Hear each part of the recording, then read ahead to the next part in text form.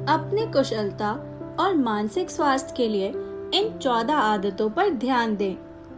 आज हम आपको कुछ ऐसी आदतों के बारे में बताएंगे जो आपकी कुशलता और मानसिक स्वास्थ्य के लिए बहुत ही फायदेमंद है। तो आइए शुरू करते हैं। यहाँ पर सबसे पहली आदत है शौक के बिना रोजमर्रा की चीजें करना। रोजमर्रा का काम एक दिनचर्या बन जाता है जो अपने आप ही होता रहता है।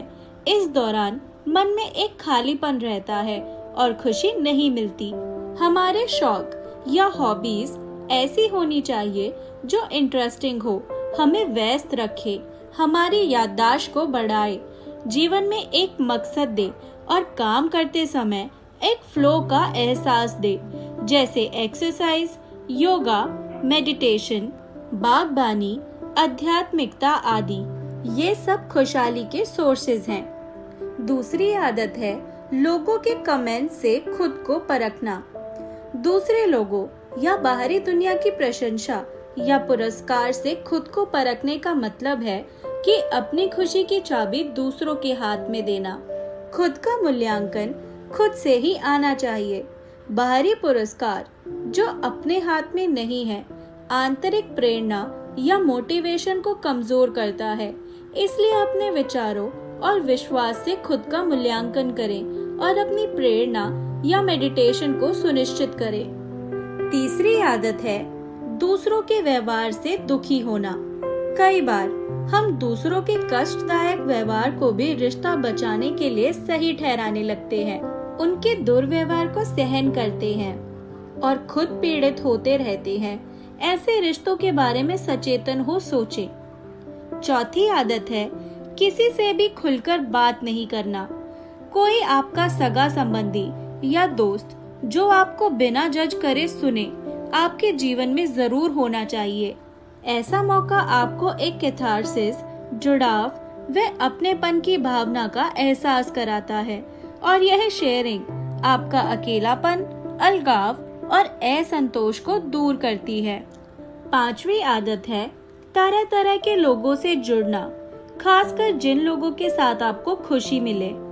और छठी आदत है दूसरों से मदद ना लेने का रवैया, जबकि दूसरों से मदद लेना और जरूरत पड़ने पर मदद करना एक अच्छा तरीका है। यह भी खुद में जानना कि कब हमें विशेषज्ञों की मदद लेने की जरूरत है और मदद लेनी चाहिए। सातवीं आदत है अपनी खुशी ढूंढना। अपनी बुनियादी जरूरतों जैसे सुरक्षा, उपलब्धि की ओर काम करते रहने से खुशहाली बढ़ जाती है। आठवीं आदत है ये समझना कि हर कोई आपके खिलाफ कार्य कर रहा है। जब हम जीवन में नियंत्रण की बात करते हैं तो यह 2 भागों में बंटता है।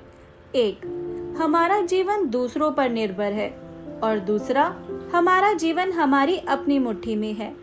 दूसरों के निर्भर होने पर हमने कभी कुछ पाया होता है और कभी कुछ खोया होता है। फर्क इतना है कि हमारे विचार या ध्यान पाने पर केंद्रित हैं या खोने पर। अब 9वीं आदत है दूसरों से तुलना करना। आजकल सोशल मीडिया पर इस होड़ को और बढ़ावा मिलता है, मगर होड़ ही करनी है तो अपने भूतकाल से कीजिए और अपनी तरक्की का मुआयना कर अपने आने वाले कल को सुधार कर और उन्नत बनाइए। अब 10वीं आदत है अपने लिए समय निकालने पर गिल्ट फील करना।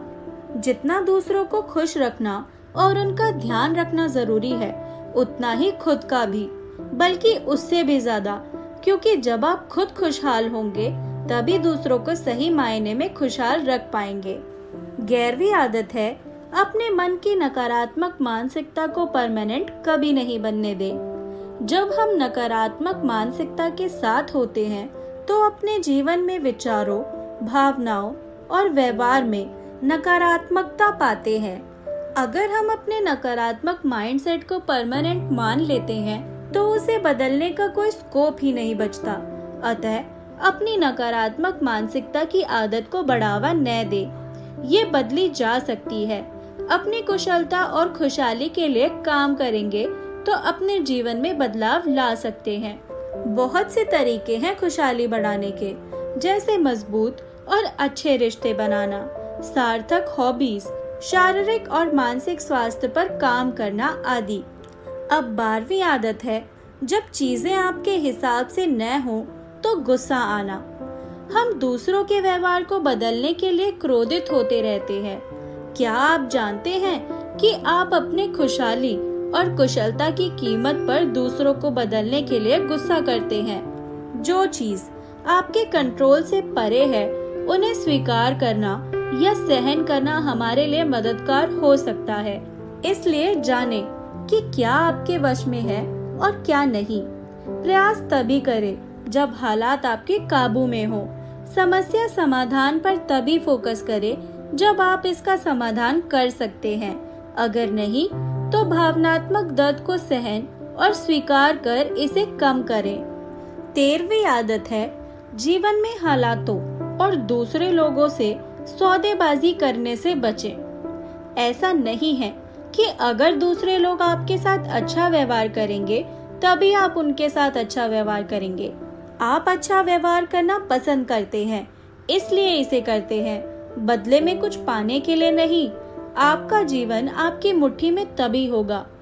14वीं और आखिरी आदत है, अतीत के बारे में आप अलग ढंग से सोच सकते हैं। अतीत के बारे में विचार आते हैं कि आप ये कर सकते थे या वो कर सकते थे। हमें अतीत को छोड़ना होगा क्योंकि उसे बदला नहीं जा सकता, लेकिन उससे सीख ले आगे बढ़ा जा सकता है। ये थी आदित्य शुक्ला द्वारा बताई गई 14 आदतें, जिनको जानकर हम अपनी खुशहाली और कुशलता को बढ़ा सकते हैं। इस विषय पर और जानने के लिए नीचे दिए गए रेफरेंस पर जाकर इस आर्टिकल को डिटेल में पढ़ें। धन्यवाद।